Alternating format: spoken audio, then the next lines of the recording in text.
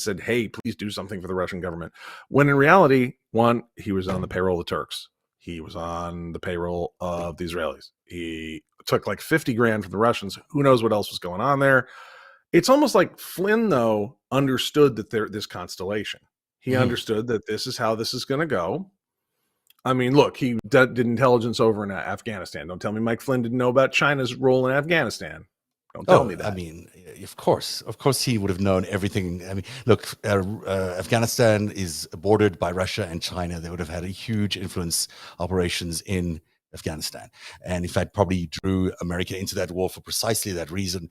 And Michael Flynn would have been subject to all sorts of influence over there, along with a lot of other people who are, by the way, involved in all of these intelligence operations to convince people that QAnon is a real thing.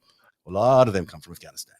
Funny you mentioned that. I believe Flynn was able to use software that helped psychologically target like local tribal leaders in Afghanistan and how to psychologically manipulate them. Yes, he not only was able to use that, there's some information, this is new, that was actually used in the United States against Americans in 2016 and 2017. This is the first time we're reporting that, but yeah, that is there's some information that exact same software was used.